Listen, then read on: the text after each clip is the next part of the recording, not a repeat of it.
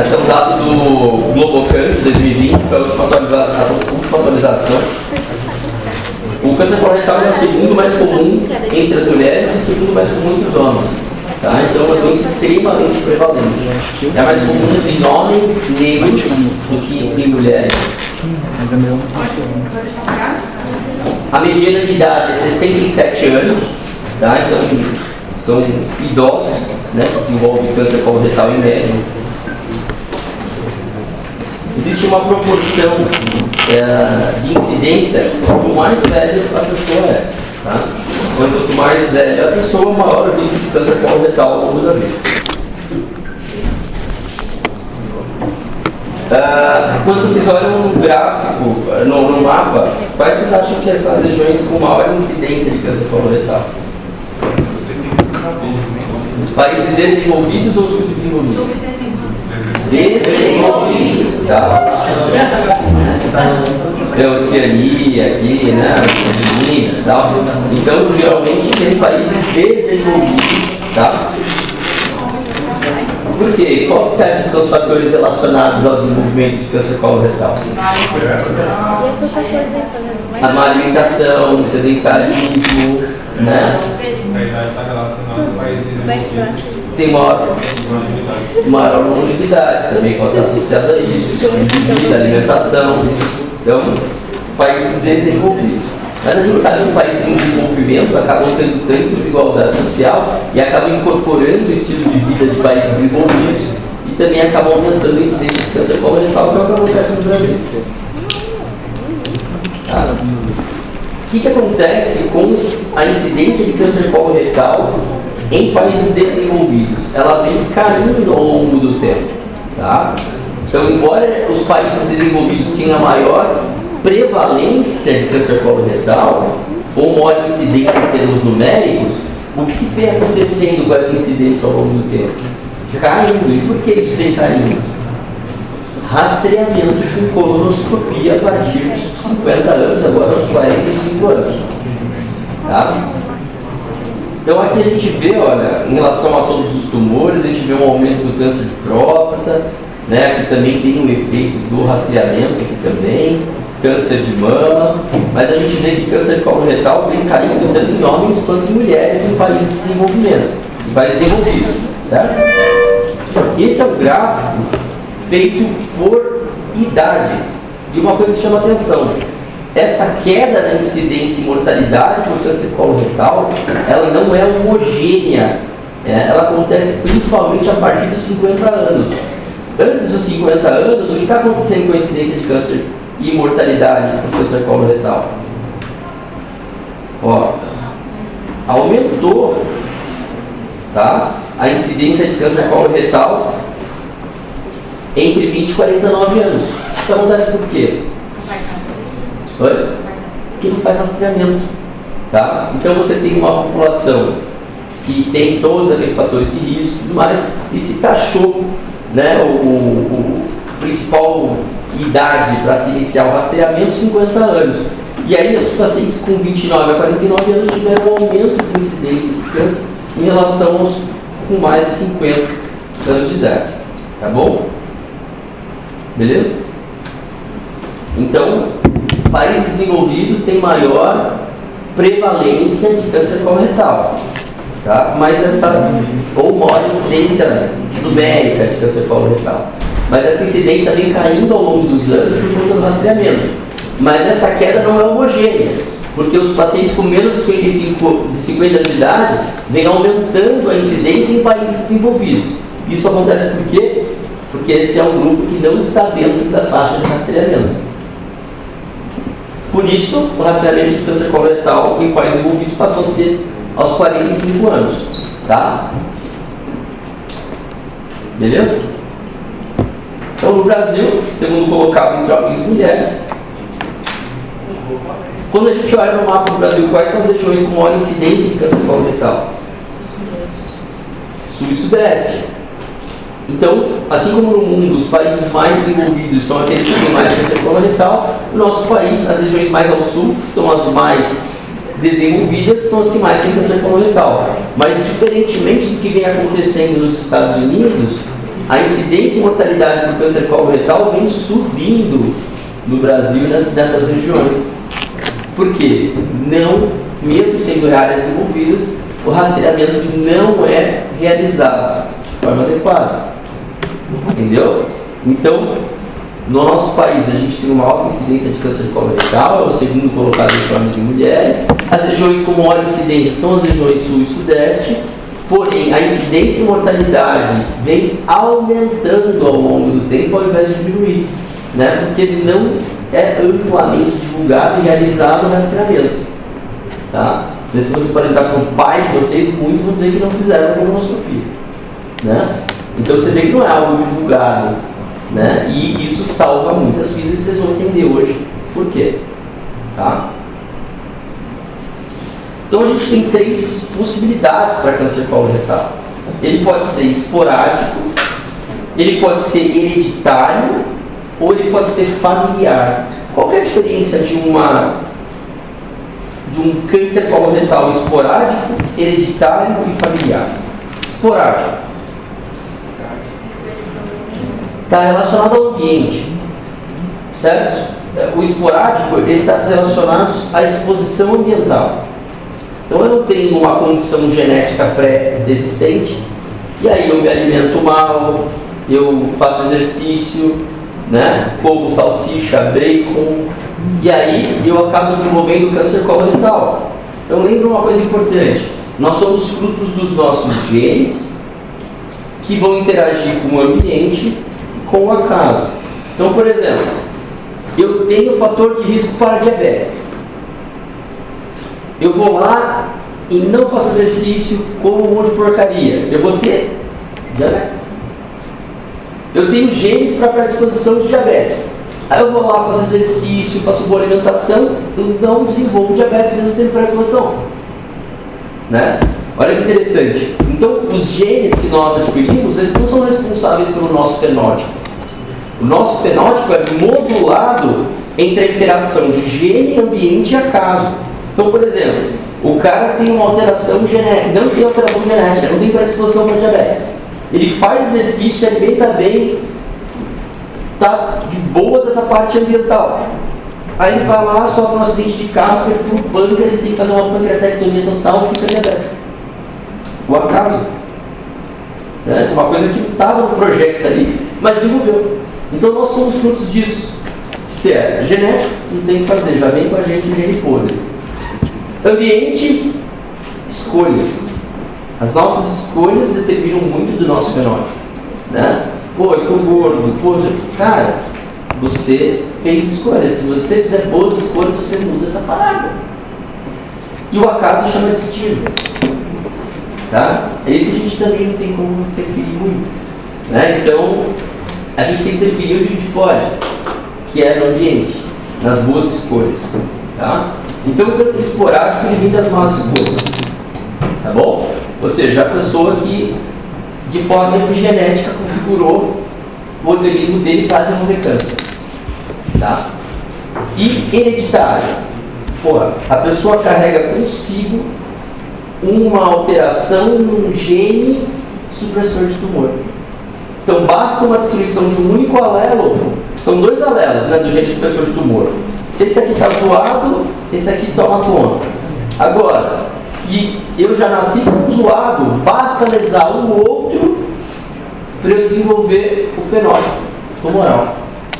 Então, essas síndromes hereditárias são aquelas em que eu tenho uma mutação genética que passa de pai para filho, de alta penetrância, né? E isso vai acabar levando o risco dessa pessoa de desenvolver câncer alto e numa fase precoce da vida. Beleza? Isso é uma síndrome genética hereditária. Síndrome autossômica dominante. O que é autossômica? Que não faz parte dos cromossomos sexuais, dos outros cromossomos. Dominante por quê? Porque ela passa mesmo em heterozigose, ou seja, 50% da prole vai ter um problema. Tá? Então, geralmente essas síndromes genéticas hereditárias são doenças familiares, né? Que passam de pai para filho. E o câncer coloretal familiar. O que acontece? Então, a ciência tem dificuldade de entender isso aqui. Porque não há um gene responsável de suscetibilidade. Então, não há um ente, não há uma polipose, não há um motivo para isso genético identificado, um gene identificado de predisposição, que passa de pai para filho. Mas, percebe-se que quem tem parente de primeiro grau com câncer coloretal tem maior risco de desenvolver câncer coloretal. Aí o que a ciência pensa? Ou é uma cadeia de genes envolvendo suscetibilidade, igual para diabetes. Na verdade, é também a mesma coisa para diabetes. Eu vou explicar. Ou se é o ambiente daquela família. Por exemplo, o filho tem câncer coloretal, mas o pai também salsicha todo dia. E o mesmo ambiente que gerou o câncer coloretal do pai foi a mesma dieta, o mesmo estilo de vida, as mesmas orientações sobre exercícios que aquele filho recebeu. Então, será que é uma origem familiar ou será que é um ambiente familiar? Não há um gene envolvido. A gente não sabe. Mas a gente sabe que quem tem fator, quem tem câncer de coloretal na família em parentes de primeiro grau, tem maior risco do que a população geral. A ciência não sabe se são uma cadeia de genes responsáveis por isso, pode ser, né? Ou se é puramente uma questão ambiental, de hábitos familiares. Beleza? Mas o que a gente precisa saber? Que câncer coloretal em parente de primeiro grau, com menos de 60 anos de idade, isso, se não achar uma síndrome genética hereditária, a gente chama de risco familiar. E esse risco é mais alto do que a população geral. Tá? Isso corresponde a 20 a 25% dos cânceres coloretais. Então, fatores de risco: sedentarismo, má alimentação, obesidade, resistência insulínica. Essa tríade. Então, o que acontece? O cara vai lá. Nosso corpo, ele foi feito para caçar. Né? Nós temos o mesmo genes, assim, a gente mudou muito pouco nos últimos 200 mil anos. Tá? A gente é muito parecido com o que a gente era 200 mil anos atrás. E então, naquela época, eu acho que era mais difícil de arrumar comida, né? Assim, caçar o leão e tal. E o nosso corpo aprendeu a reservar energia. Tá? E aí, o que aconteceu? Hoje já está mais fácil a parada, a gente liga para o iFood, é muito contado, né? E aí, o que acontece? A gente não mexe mais os músculos tanto. E aí, essa comida, essa nossa capacidade de reservar energia continuou. E a gente hoje reserva ela aqui, né? Na pancinha. E aí, o que acontece? Então, uma redução da atividade muscular, que consome gordura, e aí um aumento da ingesta, né? Então a gente acabou segurando muita energia. E essa alimentação americanizada, né, rica em carboidratos e gordura, que é o que dá sabor à comida, né, que deixa a comida gostosa, né, McDonald's, que a gente, né, desde o começo de criança, né, aprendeu a gostar pela televisão, essas coisas, essas alimentações que são boas, mas no fundo elas geram uma microbiota intestinal anaeróbica extremamente danosa ao epitélio intestinal. Então, quem come uma dieta rica em gordura e carboidrato tem uma flora intestinal patogênica que machuca o intestino, tá? E esse machucado ao longo de anos pode gerar danos ao epitélio intestinal, tá bom? Então, você imagina, a dieta, além disso, algumas coisas da dieta podem elevar esse risco ainda mais. Por exemplo, enlatados, embutidos, né? Salsicha, bacon, é nível 1A de carcinogênico para câncer coloretal. É o mesmo que o cigarro para câncer de pulmão. Se você comer salsicha e bacon todo dia, você vai ter câncer de intestino. Tá? Libera nitrosaminas no intestino e isso gera lesão oxidativa do epitélio intestinal. Tá?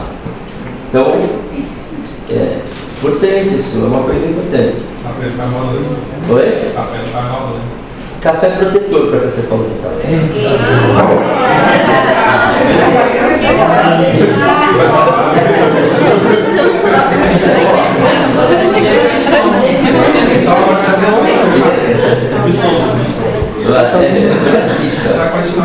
Vamos lá. Para Então, só para vocês pegarem essa as coisas, assim, né? Então, imagina um americano lá gordinho, comendo um monte de McDonald's, e aí o que vai acontecer? Dieta rica em gordura e carboidrato, flora intestinal patológica, patogênica, gerando lesão oxidativa no epitélio intestinal, né? Além disso, o que essa dieta vai proporcionar nesse cara? Obesidade, certo? Essa gordura em excesso começa a infiltrar a musculatura, tá? E ela impede a ida à superfície dos receptores GLUT4 de insulina. Então, a gordura infiltrando a musculatura, o fígado, os órgãos, que é a gordura visceral, né, que acabam desenvolvendo, essa gordura visceral impede a exposição do receptor de insulina. E isso faz com que o corpo pense o quê? Está faltando insulina. E aí o corpo faz o quê? Aumenta a insulina. E aí o que acontece? O nosso pâncreas ele tem uma vida útil. Se a gente abusa dele, ele fale. A gente chama isso de diabetes tipo 2. Né? Por isso que o cara que é diabetes tipo 2 ele é gordão, né?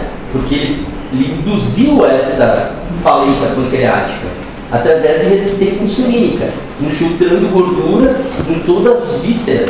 E elas acabaram gerando resistência insulínica por diminuição da redução dos receptores GLUT4. E aí o corpo foi tendo que produzir insulina, e o cara comendo insulina, o pâncreas falha. E aí eu entro em diabetes na fase insulino dependente. Aí esse cara começa a emagrecer pra caramba. Porque a insulina é um hormônio anabólico, ele parou de produzir, do nada esse cara começa a ficar magro, tá? Porque ele não tem insulina. Tá? Tem muito fisiculturista que para ficar grande toma insulina, para ficar quase até morte em seguida. Tá? Então, insulina é um hormônio extremamente anabólico. Tá? Então, quando eu tenho resistência insulínica, o meu corpo sinaliza através de inflamação. Por isso que a pessoa que come muito, que não é uma pessoa animada, uma pessoa com preguiça, porque ela é uma pessoa inflamada. Tá? Então, quando eu pego essas pacientes, quando você vai dosar o IGF-1, né, que é o fator de crescimento, que é o fígado, o IGF-1 é alto. Porque o fígado, em resposta à insulina, à resistência insulínica, começa a aumentar IGF-1. E IGF-1 vai lá na mucosa intestinal e leva ao aumento, igual o fator de crescimento. Vai gerar uma hipertrofia do epitélio intestinal. Né? Então, você vê, tem uma síndrome que é a acromegalia, que é o gigantismo, que é o aumento da produção de GH. Qual que é o principal fator de risco para câncer deles? Câncer de intestino. Tá? Por causa dessa alteração sobre a proliferação da mucosa intestinal. Então, você imagina a resistência insulínica, gerada na obesidade lá, gerando IGF-1, levando à proliferação da mucosa do intestino. E aqui, por a parte de fora, a galera gerando dano oxidativo. Então, imagina o DNA proliferando por conta do estímulo do IGF-1 e tomando pancada na dieta. O que vai acontecer ao longo do tempo? Câncer coloretal. Por isso que é um dos cânceres em maior ascensão, né, em países em desenvolvimento. Porque a gente não faz colonoscopia, a gente não diagnostica. Né? E é um câncer extremamente prevalente em países ricos, como os Estados Unidos. Por quê? Estilo de vida. Tá? Então, deu para sacar mais ou menos aí a carcinogênese do câncer coloretal. Se eu vejo assim, paciente na porta da cidade, assim, qual que é o tipo de câncer que esse cara tem? Então, pela mais ou menos o perfil epidemiológico. Tá? Professor, em relação à incidência de câncer de intestino delgado, intestino delgado é um tumor mais raro, tá? O intestino delgado, cara, assim, eu preciso te falar de um cabelo por ano, tá? Então é um tumor que nunca é prova de residência. É um tumor raro, tá? A gente trata igual o colo, mas assim, é raro. Geralmente quando a gente tem tumor de intestino delgado, é de válvula ileocecal, sabe? Assim, é colo direito ali, mais ou menos. Ou pseudomixoma de apêndice. Mas tumor primário de delgado é muito raro. Geralmente neuroendócrino, né? Tumor mais fácil de tratar. Primário, adenocarcinoma de intestino delgado é raro. Mas em relação ao fator retal, assim, pela lógica, não está no mesmo espectro. Por quê? O intestino delgado. O intestino delgado, cara, você tem que entender que ele está ainda numa fase líquida da dieta, né? E aí, quando o que acontece? Qual que é a função do intestino grosso? É reabsorver a água, e aí você vai ter um volume de conteúdo ali em contato com aquela mucosa, né? E isso gera mais atrito dessas substâncias, né? Mas a gente não vê esse dano na mucosa intestino delgado com a mesma frequência que no intestino grosso, tá? Você nem vê o intestino delgado entre os mais frequentes, nem de 20º, que é muito raro, tá? Então esse dano ocorre mesmo na fase de intestino grosso e reto. Beleza? Então, fatores não modificadores do rastreamento. Então, eu vou dividir os fatores de risco para câncer coloretal entre aqueles que modificam o rastreamento e aqueles que não modificam o rastreamento. Então, por exemplo, fatores de risco que não modificam o rastreamento. Idade modifica o rastreamento? Não, nunca. Mas existe uma idade para o rastreamento, mas a idade não modifica o rastreamento. Certo? Obesidade, aquele obeso vai fazer antes, com 20? Não. Resistência insulínica e diabetes. Para ele ter resistência insulínica, ele vai fazer antes? Não. Dieta rica em gordura e carboidrato, que é um fator de risco. Só porque o cara come isso, ele vai fazer antes? Não. Lembra que eu estou falando de fazer o screening populacional? Ou seja, pago pelo governo, pelo SUS. Se todo mundo que for obeso fizer, o SUS falha. Consumo excessivo de carne vermelha. Os caras vão carne vermelha demais, você vai fazer 25. Não pode. Certo? Alimentos processados. Eu como muita salsicha para fazer câncer. O cara lá na UPA, eu falo, pedir pro cara lá no postinho para fazer colonoscopia. Não. Certo? Cigarro, o cara fuma, quer fazer? Não. Álcool? Não. O álcool é interessante porque o álcool reduz o folato. E o folato é muito importante para a recuperação do epitélio intestinal. Então, etilistas importantes podem desenvolver câncer coloretal. É isso que tem que fazer a redução do folato quando você faz aquele 5A. 5A? Geralmente 5A para colo. O cara faz tratamento 5A? Aquele sulfasalazina. Não, isso aí é para. Não, na verdade, sulfasalazina, você está falando por causa para colo. Retocolite ulcerativa. Retocolite ulcerativa. Não, a retocolite ulcerativa você faz para ajudar a epitelização. Tá? A sulfadiazina, essas coisas, é para tratar uma doença autoimune envolvendo o reto, tá? Que é a retocolite ulcerativa, é a doença de Crohn também. E ambas essas doenças aumentam o risco de câncer coloretal, tá? Tanto que essas são doenças que modificam o rastreamento, que a gente vai falar já, tá? Mas é a doença inflamatória intestinal. Então a sulfasalazina ela é utilizada como tratamento tópico para a retocolite ulcerativa. E aí ácido fólico pode usar como um reepitelizador, tá? Para melhorar a reepitelização, tá? Porque o ácido fólico é importante para a recuperação das células. Então, quais são as síndromes modificadoras do rastreamento? Quais são os fatores de risco modificadores do rastreamento? Síndromes genéticas hereditárias. Então, se o cara tem uma síndrome genética, ele vai fazer o rastreamento antes, tá? História familiar positiva. Então, se o cara tem familiar com menos de 60 anos com câncer coloretal, ele vai começar antes. A gente vai ver como. Radiação prévia. Tratou um câncer de colo de útero, radiou o colo. 10 anos depois tem que começar a fazer colonoscopia. Mas ela fez com 25. Com 35 ela já começa a fazer colonoscopia. Rastreamento. Tá? Doença inflamatória intestinal, retocolite e Crohn. Ao diagnóstico, descobriu, já começa a fazer colono, tá? Para prevenir câncer coloretal. Lembrando que retocolite e Crohn são doenças inflamatórias intestinais crônicas, autoimune, e elas podem aumentar o risco de câncer coloretal. Qual vocês acham que é que mais causa? Retocolite ou Crohn? Retocolite. Porque o Crohn ele é salteado. E a retocolite ela pega tudo. Então você tem uma área de lesão muito maior. E lembra que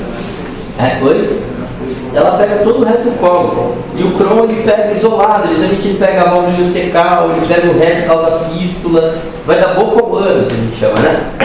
O Crohn. Então ele dá mais espaçado. Então o risco de desenvolver câncer coloretal é menor, porque a superfície de contato da retocolite ulcerativa é maior. Certo? Vocês vão ter isso em gastro, né? Aí vocês vão ter lá bonitinho, as lesões saltadas. Quando você tem a retocolite ulcerativa, você pega mais mucosa e mucosa. Quando você tem Crohn, você pega transmural, você pega todas as camadas, né? E aí por isso que causa fístula. Aí vocês vão aprender tudo bonitinho, tratamento, bem legal. Mas da minha parte de câncer coloretal, a gente tem que lembrar que quem tem doença inflamatória intestinal tem que rastrear desde o diagnóstico, porque pode desenvolver câncer coloretal, tá? Geralmente quem tem uma história de Crohn ou herpes ulcerativa, a hora que dá o sintoma, essa doença está em atividade há pelo menos 8 anos. Por isso que já tem que começar a fazer o rastreamento ao diagnóstico. Tá? Calma, vamos aprender agora. Cadê?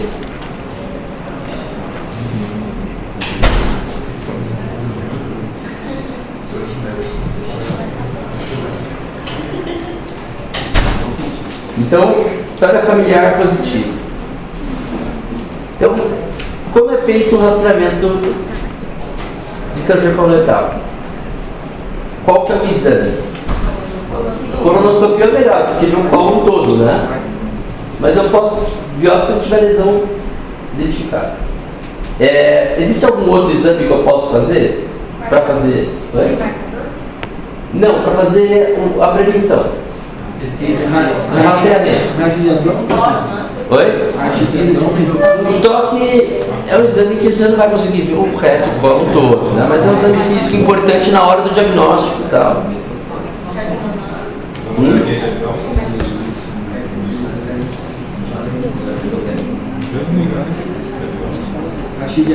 Reto-sigmoidoscopia. Eu tenho a colonoscopia que tem tudo. Reto-sigmoidoscopia só vai ver o reto sigmoide. Lembra que quase 60% dos cânceres coloretais ocorrem na região reto sigmoide. Então, a reto sigmoidoscopia pode ser utilizada como rastreamento. Ela deve ser feita a cada 5 anos, ao invés de 10 anos, que é o que a gente vê com o câncer coloretal. Tá? Então, o rastreamento do câncer coloretal é feito colonoscopia uma a cada 10 anos. Se for reto-sigmoidoscopia, uma a cada 5 anos. Tá? Isso dá para fazer também o enema paritado de duplo contraste. Enema paritado de duplo contraste. E aí você tem aquela imagem clássica de maçã mordida. Tá? Então aqui você vai encontrar. É uma forma de fazer rastreamento? É efetiva? É. Teria que fazer também a cada 5 anos. Tá? Então, oi? Enema paritado de duplo contraste. É possível, um raio-x, né? Com duplo contraste, oral, né? E tal. Aí você vai ver a maçã mordida. Professor, eu não entendi isso que o nome desse. Enema paritado de duplo contraste. Enema. Legal. Deixa eu só ver uma aula antiga aqui.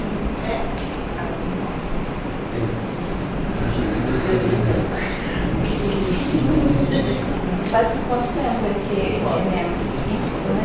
Vamos ver. Eu acho que tem que mostrar mais coisas ilustrativas. Vamos ver.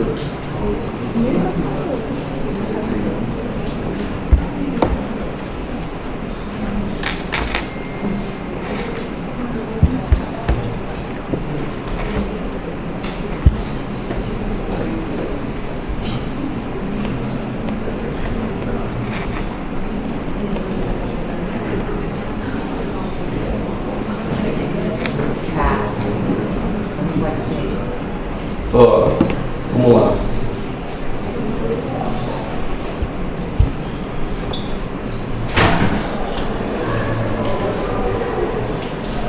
Olha que interessante. O enema paritado de duplo contraste. Tá vendo a maçã mordida? Então é uma forma da gente fazer diagnóstico. Certo? Colonoscopia.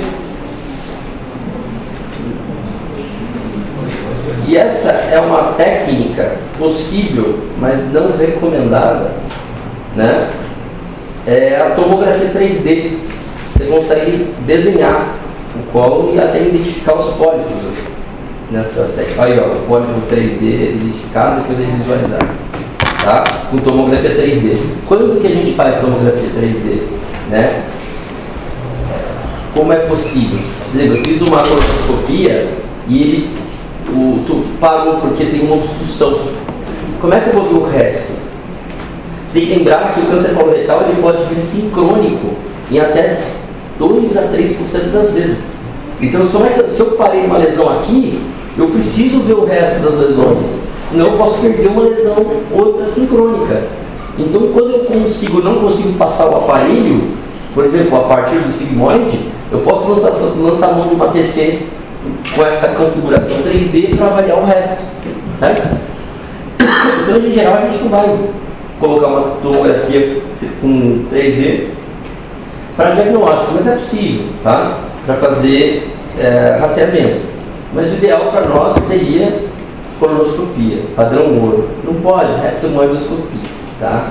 Aí se for colonoscopia, a cada 10 anos foi rexomoidoscopia, raio-x, com enema barricado, ou TC 3D a cada 5 anos, tá? Lembra que sempre o rastreamento vai vir junto com sangue oculto nas fezes. Então vocês vão ver que na carcinogênese do câncer coloretal, ela ocorre ao longo de 10 anos para a formação do pólipo, tá? 10 anos. Então, se eu fizer uma coluna a cada 10 anos, se nessa vez eu fiz aqui e não tinha pólipo, daqui 10 anos eu faço outro, certo? Mas aí, então, tem seguro, né? E se acontecer alguma coisa, vai que, né, cresce um rato no meio do caminho aí. Então, sangue oculto nas fezes. Então, faz sangue oculto nas fezes anual e uma coluna a cada 10 anos. Aí, no meio desses 10 anos, deu um sangue oculto nas fezes, aí faz a coluna imediatamente. Entendeu? Então, o rastreamento é feito a partir dos 45 anos de idade, com colonoscopia a cada 10 anos e sangue oculto nas fezes anual. Beleza?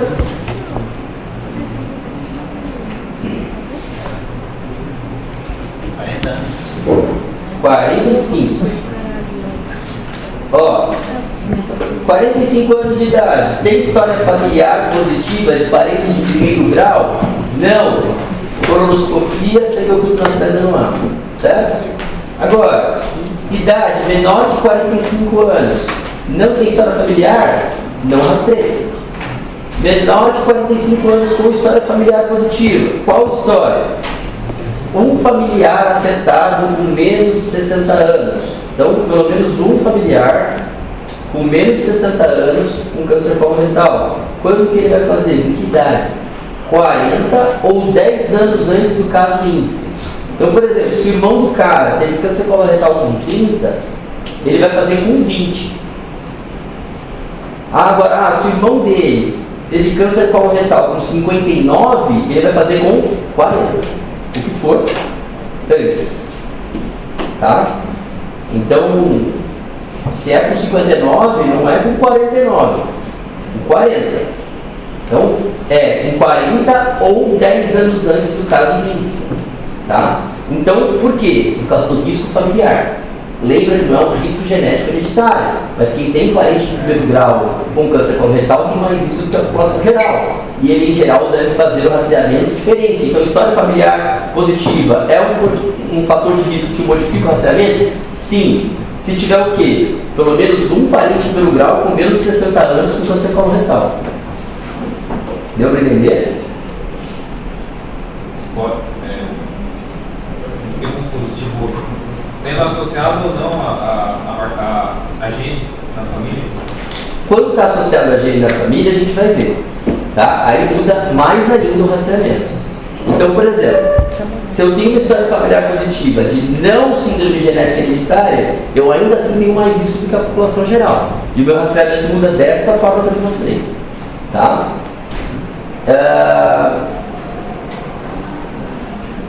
Vamos lá. Se eu tenho, então, uma história de síndrome genética hereditária, como que a coisa... Vamos lá. Vamos na manha, curtindo o rolê. Tá? É legal, velho. É ruim. Legal, velho. Então, vamos lá. Quais são as formas carcinogênicas de se ter câncer coloretal? Então agora vocês sabem os fatores de risco do câncer coloretal, vocês sabem epidemiologicamente como se comporta o câncer coloretal, agora vocês já sabem bastante. Agora, vamos para como surge a porra do câncer coloretal, né? Então, quando aquela pancada lá no epitélio intestinal, qual é o gene mais suscetível a esse dano do ambiente no epitélio intestinal?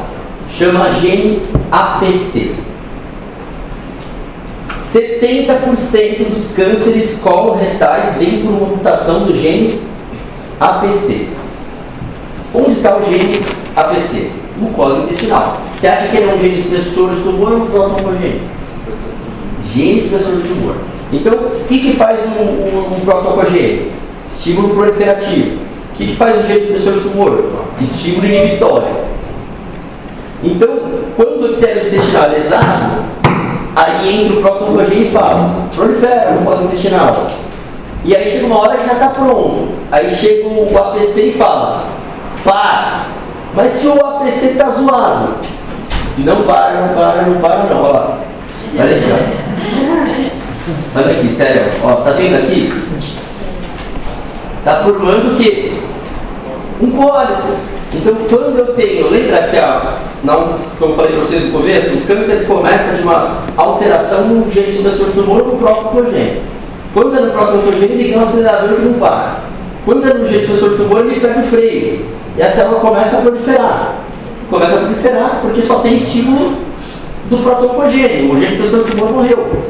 E aí começa a sofrer novas mutações. Aí começa a hipometilação do DNA, mutação do Carras, perda do braço curto do cromossomo 18, desativação do PCB3. Então ele vai sofrendo umas sucessões de mutação ao longo dessa história e essas células vão sendo selecionadas, ela vai ficando cada vez mais displásica e se torna um carcinoma invasor. Então lá daquela mutação do APC iniciou toda essa carga de instabilidade cromossômica, de mutações, até se tornar um carcinoma invasor, né? Então, o que a gente tem nessa via? Uma via polipoide. Vinda do quê? Do dano ao gene APC, que é um gene supressor de tumor. Certo? Então, eu posso ter uma mutação no gene APC somática ou germinativa. Qual que é a diferença? A mutação somática é aquela que ocorre na célula do epitélio do intestino, que sofreu dano do DNA dela pela comida. Mas as células todas do corpo do paciente não tem aquela alteração do APC, só naquela do intestino lesado. Isso é uma mutação somática. Quando a mutação é germinativa, a pessoa tem essa alteração em todas as células do corpo, que vem do pai e da mãe. É uma síndrome genética hereditária, autossômica dominante.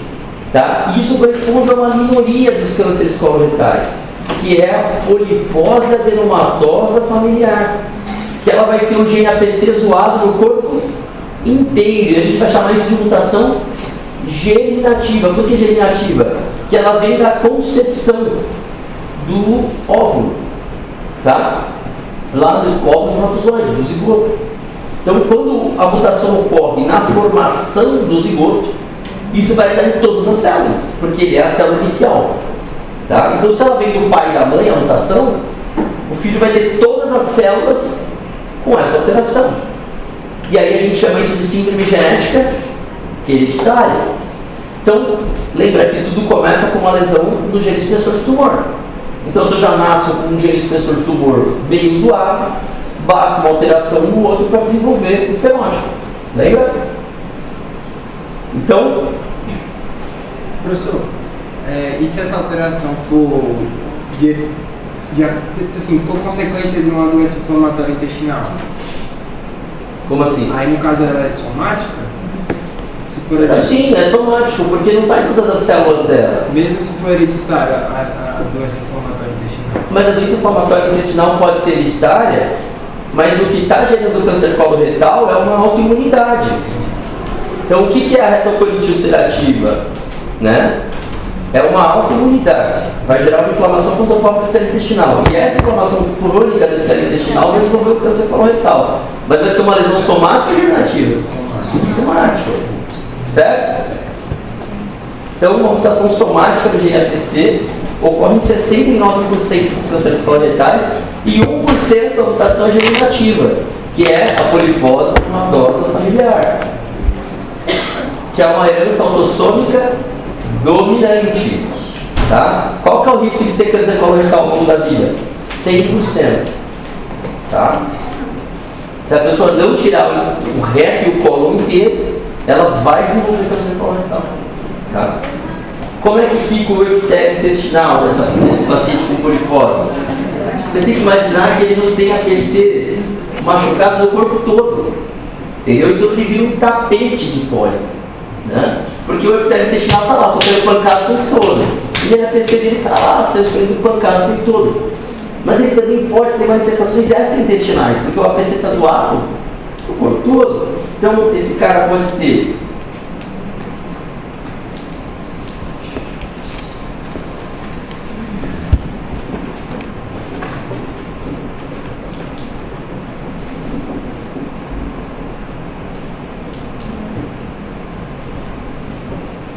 osteomas, essas ósseos, essas bolinhas ósseas aí, tá? Dentes supranumerários, um monte de dentinhos em volta do corpo. Essas cistos pelo corpo, cistos sebáceos, cistos epidérmicos, tá? Pelo corpo, por falta do APC. Então são manifestações extraintestinais de quem tem uma síndrome genética hereditária no APC, tá? A gente chama esses pacientes de síndrome de Gardner. Ou seja, eu tenho alteração intestinal da polipose, aqueles milhares de pólipos intestinais associados a características extracolônicas, né? Que é osteomas, cistos epidermoides, fibromas, dentes supranumerários. E tem uma coisa que é muito clássica dos pacientes com PAF, né, polipose familiar, que são os tumores desmoides. Tá? Não sei se você já ouviu falar de tumor desmoide. É um tumor de fibroblasto. Tá? É um tumor benigno de fibroblasto. Então ele causa, né, os fibroblastos são estimulados de uma forma para proliferar de forma desordenada. Isso leva a uma coisa esquisita, porque quando você corta esse tumor para fazer cirurgia, você gera mais inflamação. Então você vai gerar estímulo de fibroblasto. Ele aumenta. Oi? Entendeu? Um tumor de queloide, aí você corta ele mais, entendeu? É muito loucura, né? Mas é assim mesmo. Então, o tumor desmoide é uma desgraça, acontece muito frequentemente nesses pacientes com FAP. Mas existem os tumores desmoides que não ocorrem em pacientes com polipose familiar. Mas toda vez que eu achar desmoide no paciente, eu tenho que pesquisar FAP, tá? Porque existe essa associação. E lembrar, quando eu tenho, isso sobe para a residência, manifestações pólipos intestinais com essas manifestações extracolônicas todas aí com tumor desmoide. Síndrome de Gardner. Pólipos intestinais associados a tumores cerebrais. Então, tumor cerebral com pólipo intestinal, síndrome de Turcot. Então, pólipo intestinal com glioma ou meduloblastoma, síndrome de Turcot. Existe um tipo de PAF, de polipose familiar, que é chamada assim de FAP atenuada. Por quê? Ela ocorre numa região diferente do jeito do APC, tá? E então ela é menos penetrante do que a FAP original. Então ela dá menos pólipos, ela dá uma síndrome mais branda, tá? Então, quando existe a possibilidade, né, de eu ter uma polipose familiar, que também é autossômica, dominante, certinho, mas existe uma FAP que é a clássica e tem a FAP atenuada. O que muda é o locus no gene da mutação, tá? Mas isso vai gerar uma síndrome com milhares de pólipos e a outra com centenas de pólipos, tá? Por que isso gera confusão? E às vezes cai para a desliga. existe uma síndrome chamada síndrome Muti. Tá?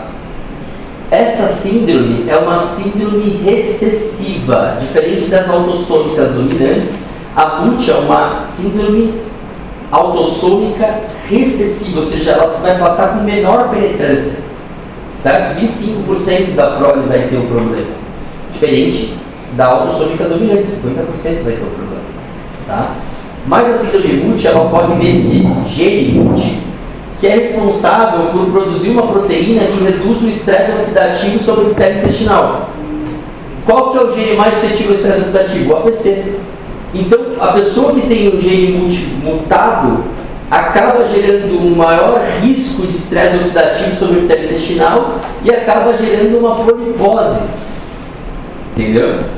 Então, olha que loucura. Então, essa síndrome Muti acaba sendo uma síndrome polipoide, mas não por uma mutação do gene APC, por uma lesão do gene Muti que indiretamente acaba lesando o gene APC por lesões oxidativas. E aí eu vou ter muito parecido a polipose adenoplasma foliar atenuada parecida com a Muti, porque ambas produzem poucos pólipos. E aí acaba sendo um diagnóstico diferencial. Então, será que é uma Muti? Será que é uma polipose adenoplasma familiar atenuada? FAP atenuado. Tá? Então, a pesquisa genética da mutação APC vai resolver a parada. Se tem a mutação genética para a mutação APC, a gente já sabe que é polipose. Tá? Beleza? Então, é uma coisinha meio chata, mas síndromes hereditárias são assim, o que a gente tem que imaginar? Que o bagulho é o gene APC, que está responsável por quase todos os cânceres coloretais, mas em 1% da população, essa alteração do gene expressor do tumor vem do pai e da mãe, é germinativa. E aí ele já nasce com o alelo zoado, basta uma lesão do outro alelo para desenvolver o fenótipo tumoral. Beleza?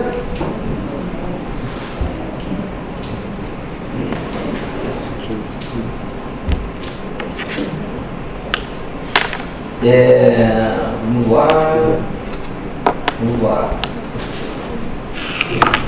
Então, vou voltar novamente, falar sempre repetido, para conversar com o HD de vocês. Mutação somática no gene APC é a mais responsável por todos os cânceres coloretais, que é a via polipoide usual, né? E gerada ali por geralmente lesão esporádica, por má alimentação, estilo de vida. Mas em 1% das vezes a mutação do gene APC ocorre de forma germinativa, onde eu tenho uma herança autossômica dominante no gene APC, e a síndrome aí é a síndrome da polipose adenomatosa familiar, onde o risco de câncer coloretal ao longo da vida é de 100%. Então, como é que eu vou fazer o rastreamento dessa população? A partir dos 10 anos de idade já começa a fazer coloro. E após a puberdade, ali até os 18 anos de idade em geral, ali um pouco após a puberdade, como é que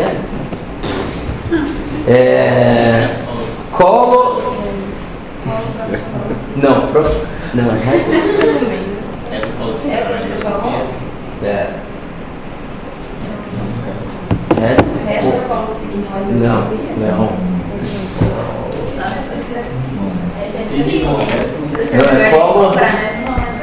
Oi? Não, mas eu não. Como.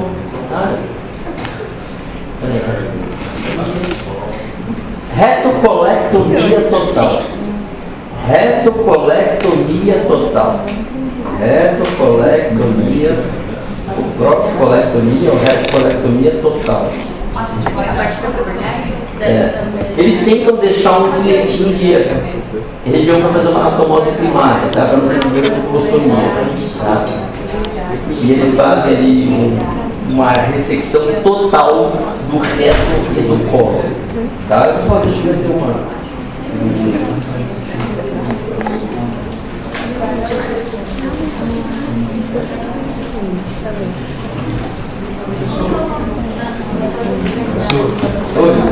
Essa retrocolostomia total faz na festa ou já faz preventivamente? É profilática.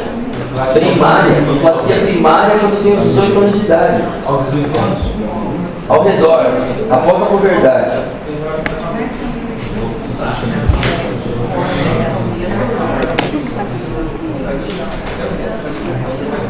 Ó, começa a colonoscopia a partir dos 10 anos, tá? Então é geralmente feita anual, tá?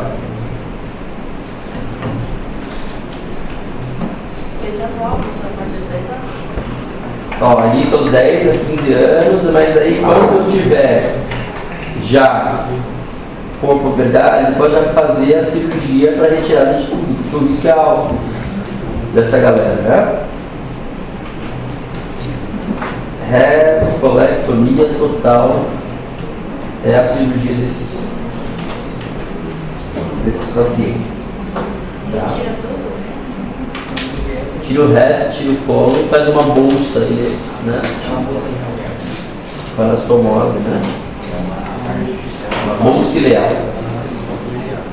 Professor, qual é o motivo de escolher a retroesclerose no lugar da colonoscopia? Não, a colonoscopia é o padrão ouro, mas se você não tiver acesso, você pode fazer a retroescleroscopia, entendeu? Então, por uma questão de acesso. Você tem o colonoscópio? É melhor fazer o colonoscópio. Você vê o cólon todo. Agora, não tem colonoscópio. Faz pelo menos uma retroescleroscopia, mas aí faz a cada 5 anos. Tá? Tira todo o colo ou só? O colo e o reto inteiro. Tira o reto inteiro, mas o que acontece? Eles, para não fazer fechar o ânus completamente do paciente, ou deixar. Porque o que acontece? Se ele tirar o ânus do paciente e botar uma bolsa de diabetes, o que vai acontecer com o controle sem medida? Então o cara fica incontinente. Então eles deixam o ânus distal ali preservado e fazem a bolsa em cima disso, porque precisa ter um controle esfincteriano. Porque esses pacientes já fazem diarreia, né? Porque não tem colo, é só ar que sai, né? Então eu tenho um amigo meu, grande radioterapeuta, um dos maiores do mundo hoje em dia, tá? Que ele tem poliposis familiar, tá? A filha dele nasceu, eles tiveram que fazer uma alteração genética, avaliações de FIV, tudo para não ter, né? Para não buscar o gene alterado. E ele, quando a gente ia tomar cerveja, ele tomava uns Imosec assim e ia, porque senão desastre, tá? E é isso, assim. Então os caras fazem mesmo essa retocolectomia total e fazem aquela bolsa ileal, né, lá embaixo, mas tentando preservar o esfíncter anal ali, para não ficar incontinente, tá? Então, beleza? Já essa parte está dominada.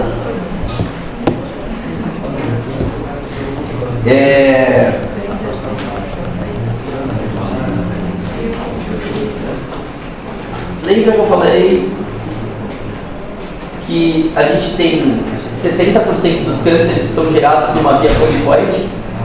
Então 30% são gerados por uma via não polipoide. Então qual seria a carcinogênese da via não polipoide? Seria através da instabilidade de microsatélites. Agora a viagem vai longe. Então, o que acontece? Lembra que eu tenho genes supressores de tumor como sendo algo importante para a carcinogênese?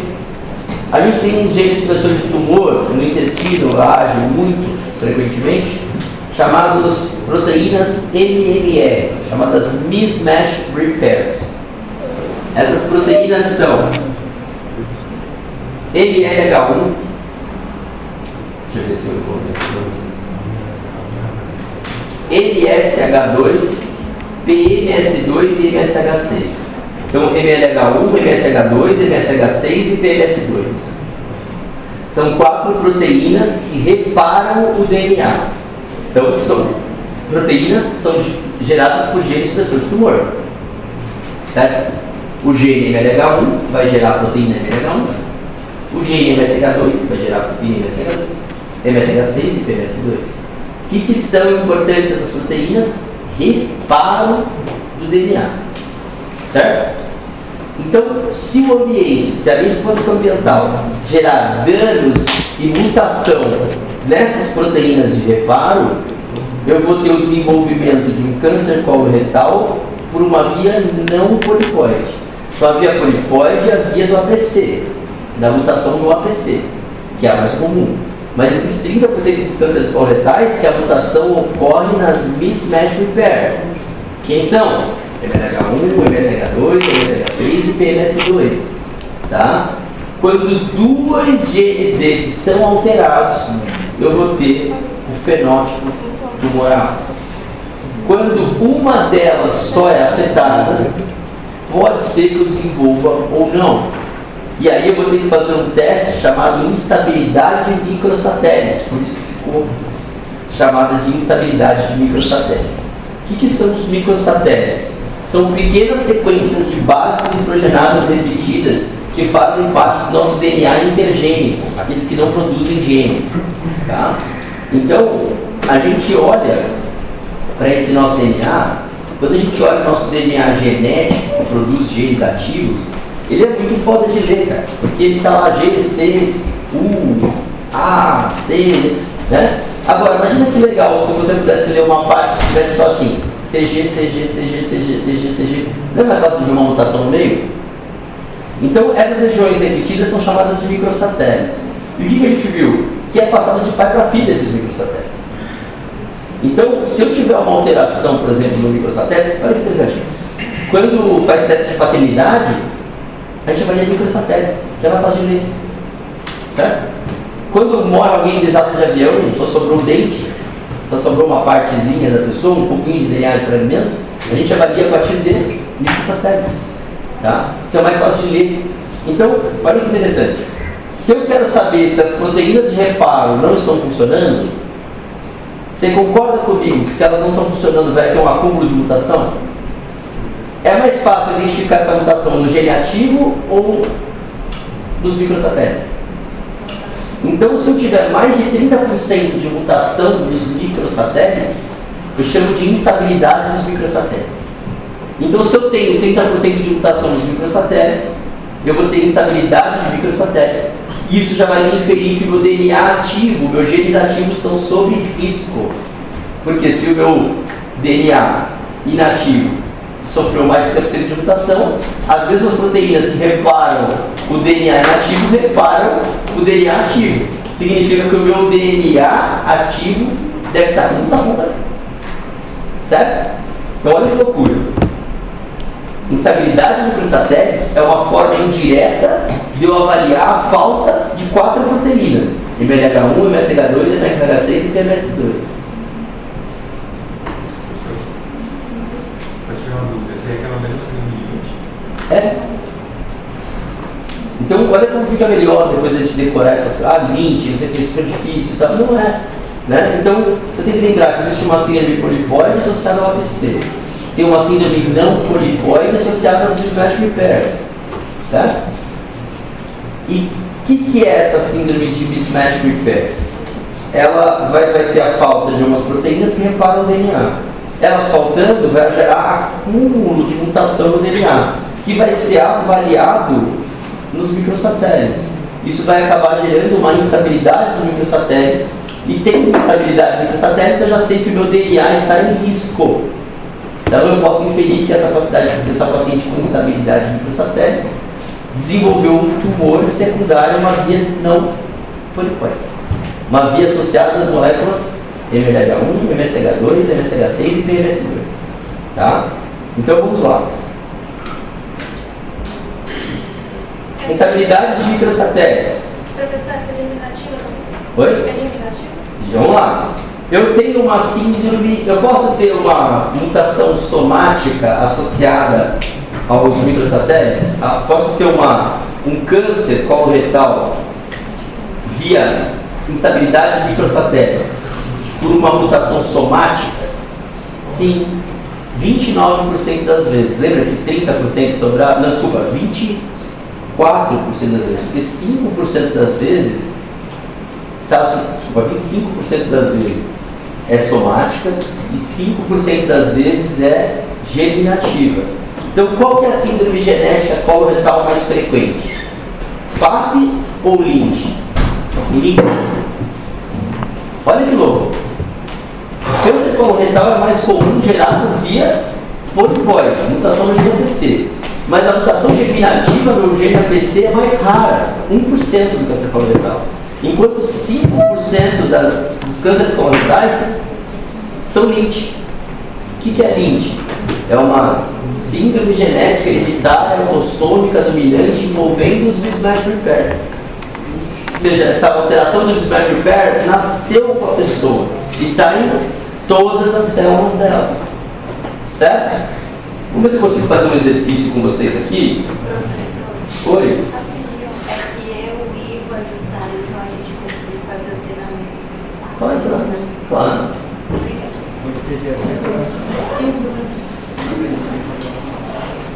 Das nossas.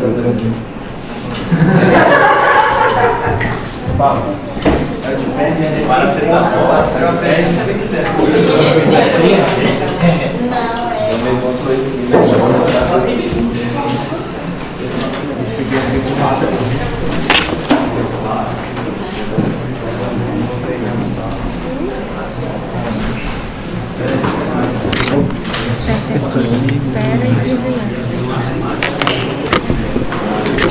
Diego vai embora da aula porque ele é vagabundo.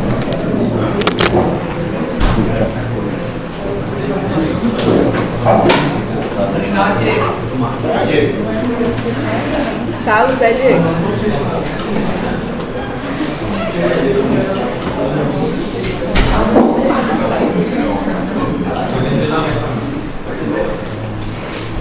Vamos lá.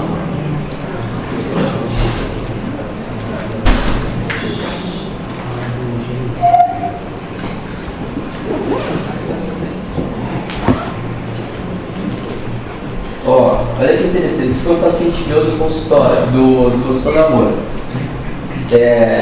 Vê que ele está com adenocarcinoma, né, de colo direito, fez uma colectomia direita, certo?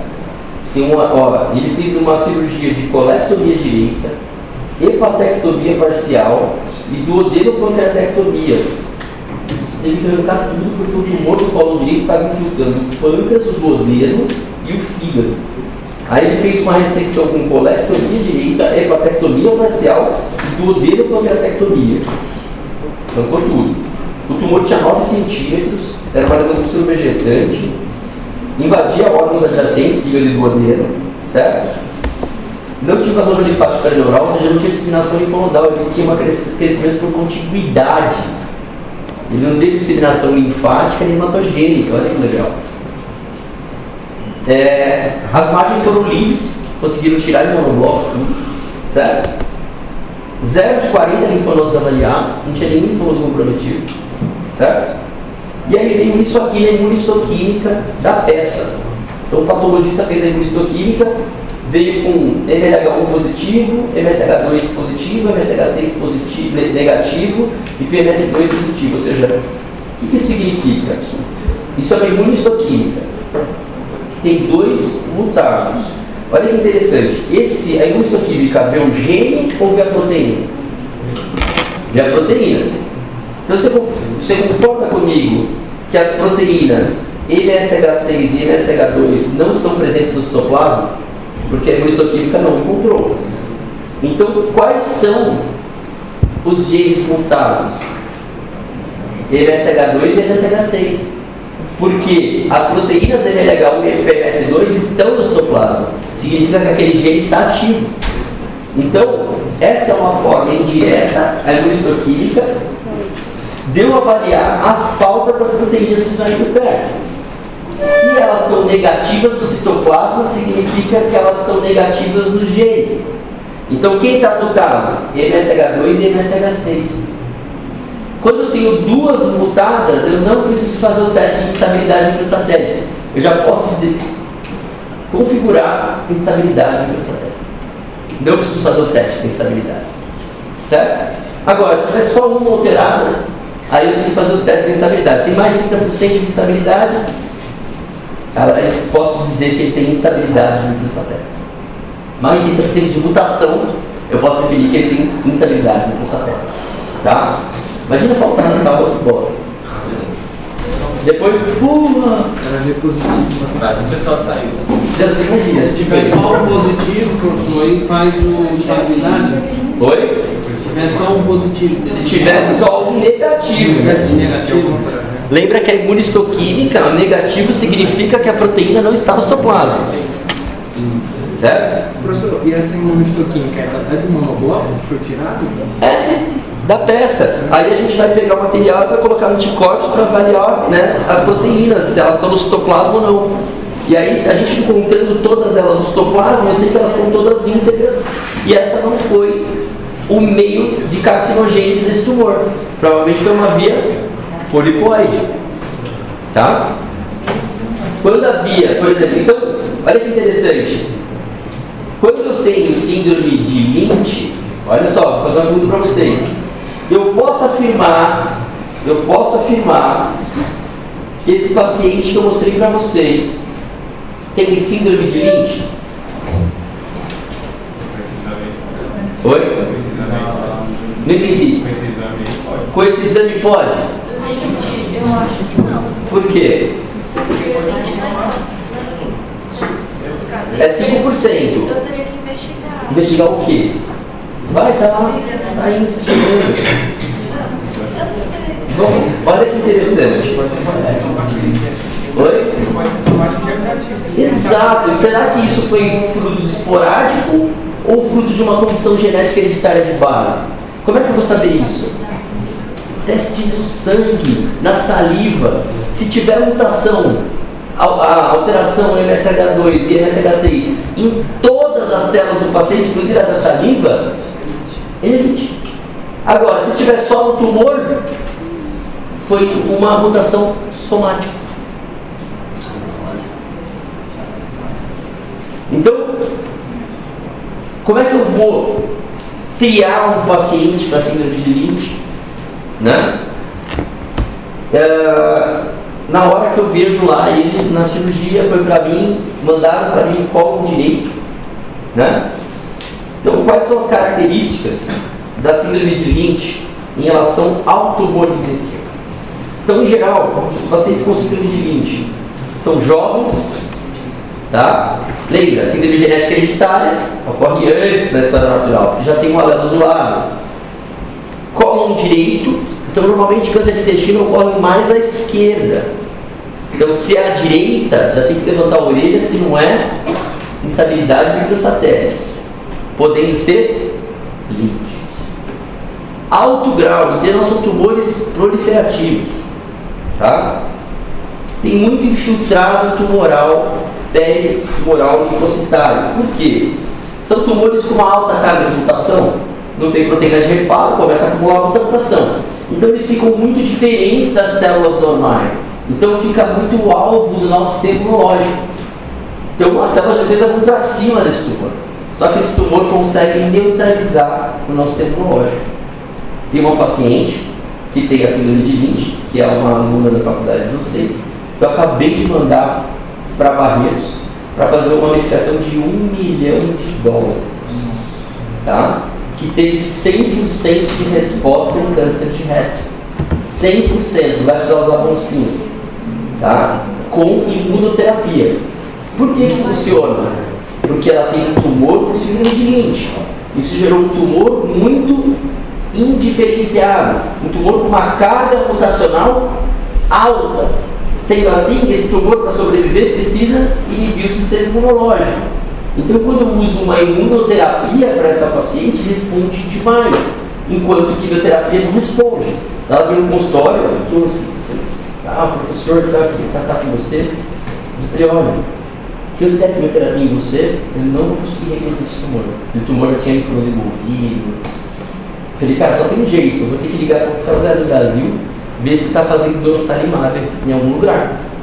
Eu comecei a ligar o Brasil inteiro, para ver se encontrava algum lugar. E para Barretos tínhamos tudo com um acesso expandido, que a gente chama.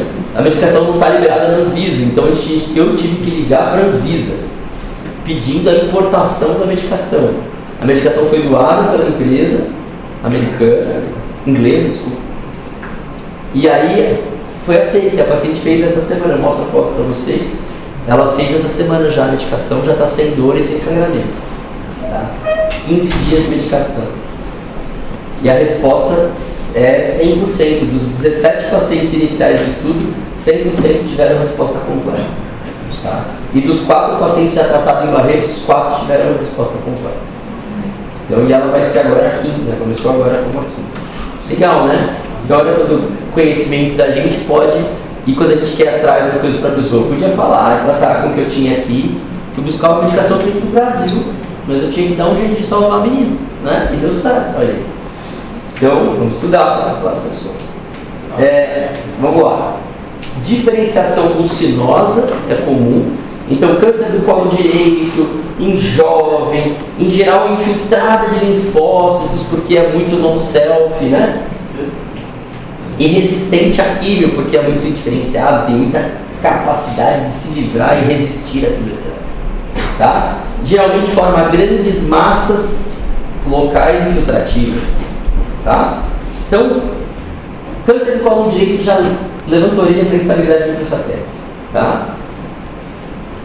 E aí, ouviu duas proteínas alteradas, instabilidade microsatélite. É Lynch? Não. Vai fazer um teste genético no sangue para avaliar se tem mutação do smash repair em todas as células, inclusive na da saliva, no sangue circulante. Para aí ela vai ter uma síndrome genética hereditária, uma mutação germinativa. Beleza? Que é a mais comum. Síndrome genética hereditária em câncer coloretal, que é a síndrome de Lynch. Tá? Síndrome de Lynch, genética hereditária em câncer coloretal. Ela dá só câncer coloretal? Ela está montada no corpo todo, então pode dar em outros lugares. Qual que é o segundo tumor mais comum depois de câncer coloretal que sempre cai em prova de residência? Endométrio. Tá? Geralmente vai ter histórias muito frequentes de câncer de endométrio e câncer coloretal na família. Tá? Então, os tumores mais frequentes são endométrio e câncer coloretal. Aí vocês vão voltar por que geralmente isso? Qual que é o fator de risco para câncer de endométrio? Obesidade, sedentarismo, má alimentação, resistência insulínica, síndrome ovário policístico. Então, você viu que são fatores que é um fator externo favorecendo a síndrome a se desenvolver, né, cara? Legal, né? Então, deu para entender? Síndrome de Lynch, tá? Quando a síndrome de Lynch na família só tem câncer coloretal, a gente chama de síndrome de Lynch do tipo 1. Quando tem câncer coloretal, câncer de mama, câncer de endométrio, aí é síndrome de Lynch do tipo 2. Tá? Quando eu tenho um paciente que eu estou fazendo anamnese e ele fala para mim que tem câncer de cólon, aqui ele está chegando para mim, câncer de cólon direito, aos 35 anos, vai levantar a orelha de vocês? Sim. Vai. Eu consigo, através da anamnese, identificar se ele é um paciente Lynch? Regra do 3, 2, 1. 3 parentes de primeiro grau com câncer coloretal. Desculpa, 3 parentes com câncer coloretal. 2 deles parentes de primeiro grau entre si e um com menos de 50 anos. 3 parentes com câncer coloretal, 2 parentes de primeiro grau entre si e um com menos de 50 anos. Isso é o critério de Amsterdã para a síndrome de Lynch. Para eu tentar identificar na anamnese uma pessoa com risco de ser Lynch. Entendeu? Ah, meu pai teve. Ah, entendeu? Meu filho teve. Entendeu? Putz, 2 parentes de primeiro grau, um com menos de 50 anos, 3 parentes na família. Isso já fecha critério clínico para a síndrome de Lynch. Tá?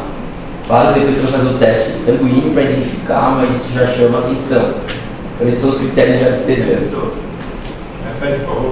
3 parentes com câncer coloretal, 2 parentes de primeiro grau entre si e um com menos de 50 anos. Pelo menos um com menos de 50 anos. 2 deles têm que ser parentes de primeiro grau entre si. Não adianta ser um primo de terceiro grau, outro primo de não sei qual, não.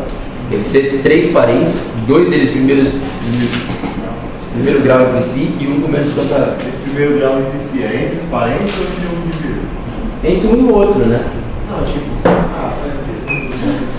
eu fiquei com dúvida nisso aí também, professor. Tipo assim, se Meu avô teve, meu pai Isso. teve. Eles entre si em relação a mim. Com relação. Parente de primeiro grau entre si. Então, por exemplo, você está com esse paciente atendendo. O pai ou avô dele teve câncer de colo retal. Tá? O pai teve com menos de 50 anos. Então, beleza. E você tem um tio, tá? Com câncer de colo retal. Parente de primeiro grau? Não. Seu pai teve câncer de colo retal. E você tem câncer de colo retal? Então você tem 3 parentes, só que 2 deles é parente de primeiro grau. Entendeu? Entendi. E isso pode chamar atenção para síndrome de Lynch. Então, por exemplo, se um primo teu e você tiver e mais ninguém, não. Tá? Então tem que ser 3 pessoas com câncer de colo retal na família. 2 pessoas têm que ser parente de primeiro grau entre si, dessas 3. E uma delas tem que ter menos de 50 anos. Deu entender?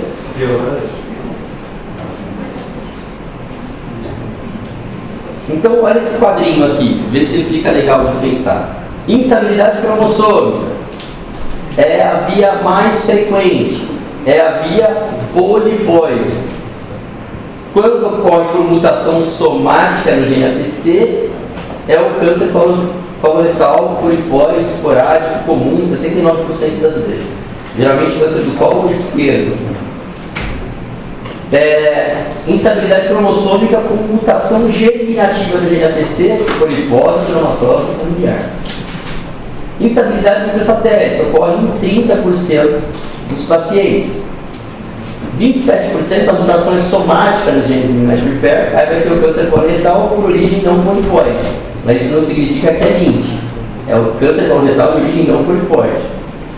Mas tem a síndrome genética, que envolve 3 a 5% dos pacientes, que é a síndrome de Lynch, que é uma mutação germinativa nos mismatch repairs.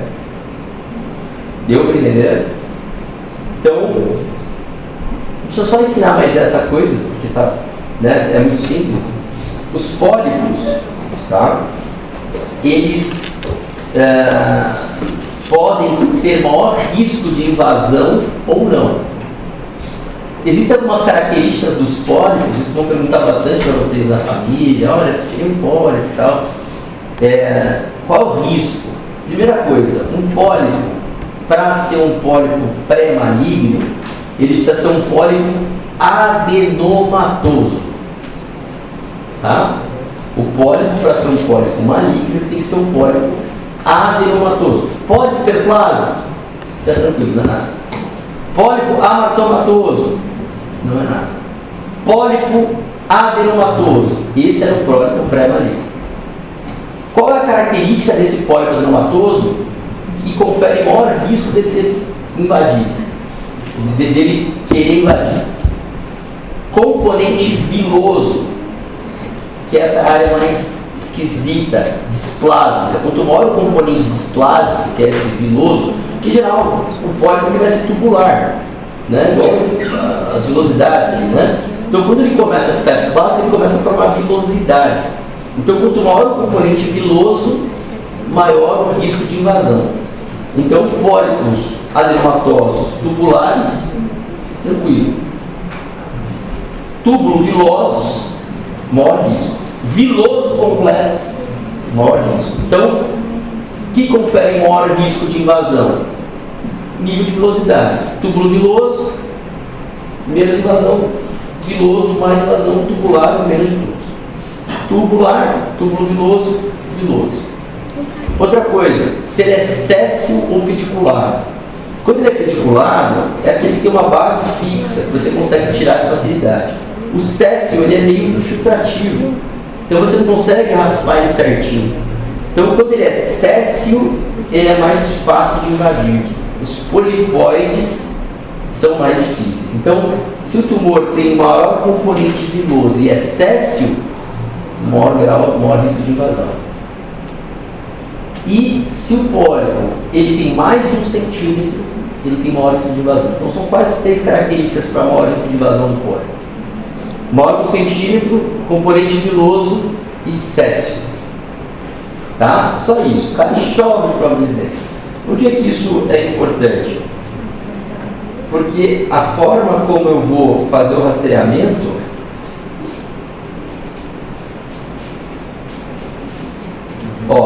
se eu encontrei nenhum pólipo, quando que eu vou fazer um novo rastreamento? 10 anos. Agora, por exemplo, se eu achei 1 a 2 adenomas tubulares com menos de 1 centímetro, eu já tenho que repetir em 5 anos. 3 a 10 adenomas tubulares, eu tenho que repetir em 3 anos. Tá? E toda vez que tem mais de 10 pólipos, tem que mandar para avaliar a genética hereditária. Tá? 1 ou mais adenomas tubulares com mais de 1 centímetro. Com 1 centímetro, como já fica mais grave, aí já muda a colonoscopia. 1 ou mais adenoma viloso, já passa para 3 anos. Componente viloso, displasia. Tá? Então, esse rastreamento ele pode ser mudado também conforme a presença de pólipos esquisitos. Se tiver um pólipo adenomatoso lá simples, 1 ou não tem nenhum, é 10 anos. Tá? Agora, pólipos com componente viloso, componente de alto grau, em grande número, aí tem que encurtar o tempo desse rastreamento. Tá bom? Só isso. Então vamos fechar aqui por hoje. Tá? E a gente continua estagiamento e tratamento para ser coloretal com calma na próxima aula, seguir nosso bairro. Beleza? Parabéns, sensacional, hein, velho? Fiquei muito feliz. A própria primeira que eu corrigi, eu falei, cara, a turma foi. Galera, entendeu? Caralho, primeira nota, eu falei, caralho, velho. Agora, pô.